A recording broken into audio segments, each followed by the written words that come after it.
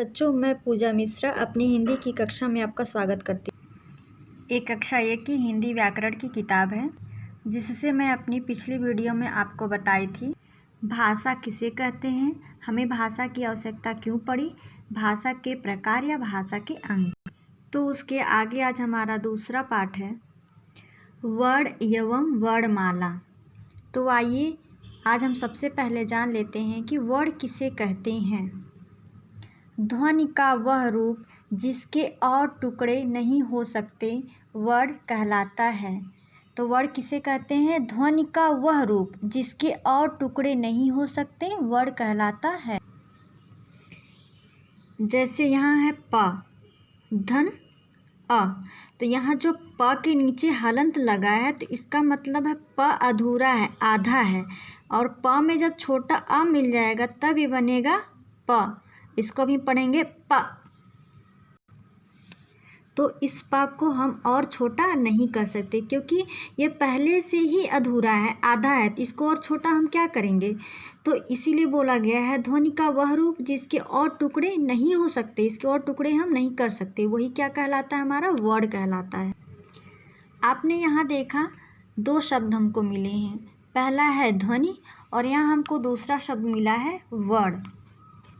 तो हम आपको बताते हैं ध्वनि किसे कहते हैं और वर्ण किसे कहते हैं। यहाँ कुछ चित्र दिए गए हैं, इसको देखिए और समझने की कोशिश करिए। पढ़ना एक ध्वनि समूह है, नीम एक ध्वनि समूह है, कार एक ध्वनि समूह है। जैसे पढ़ना एक ध्वनि समूह है, इसका तात्पर्य यही है कि जब हम कुछ पढ़ते हैं हमारे मुख से जो आवाज़ निकलती है वही क्या होती है? ध्वनि का समूह निकलता है।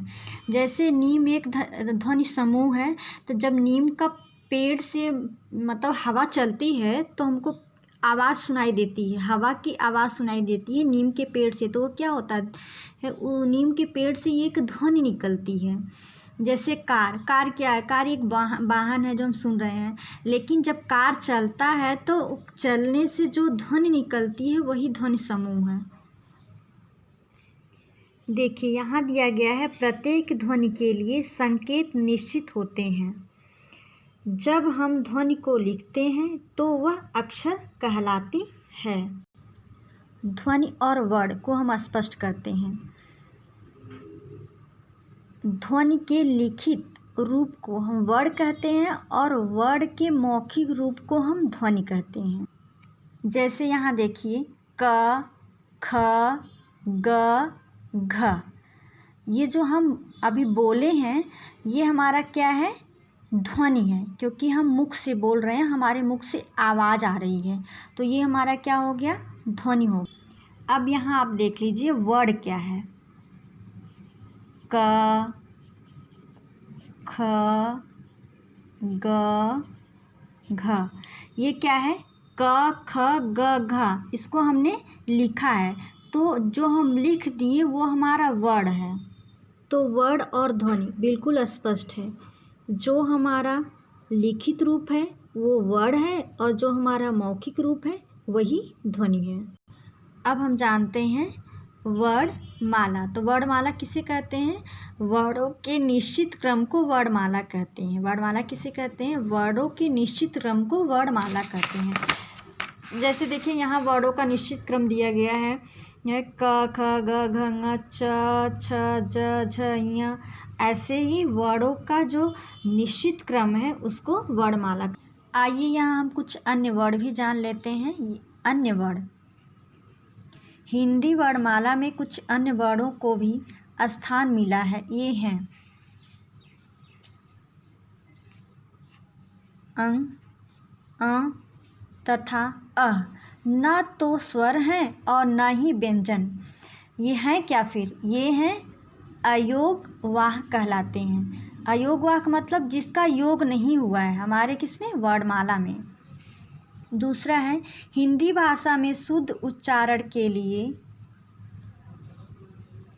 ड, ढ व्यंजनों को विकसित किया गया है। ए विकसित ध्वनियाँ या विकसित व्यंजन कहलाते हैं। हिंदी वर्णमाला में कुछ व्यंजन दो वर्णों के मिलने से बने हैं। इन्हें संयुक्त व्यंजन कहते हैं। ये हैं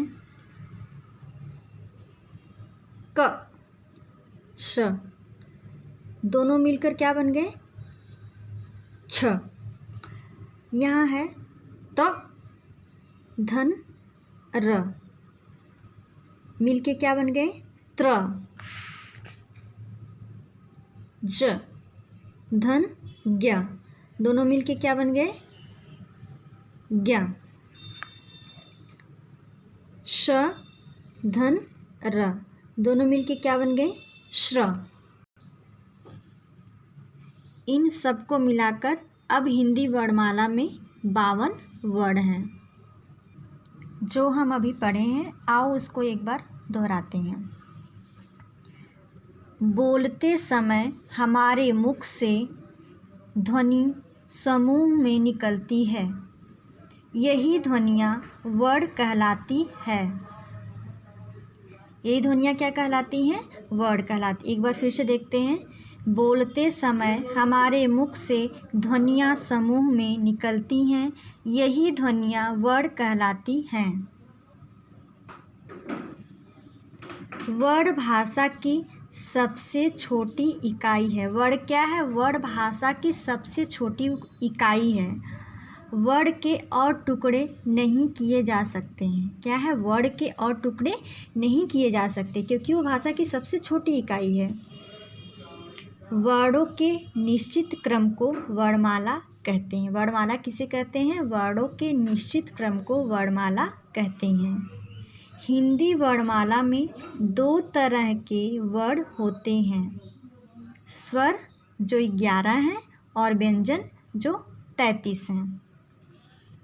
इनके अतिरिक्त अंग, अह, अयोग, वा, ड, ढ, विकसित व्यंजन छ, त्र, ज्ञ, स्र, संयुक्त व्यंजन को भी हिंदी वर्णमाला में स्थान मिला है।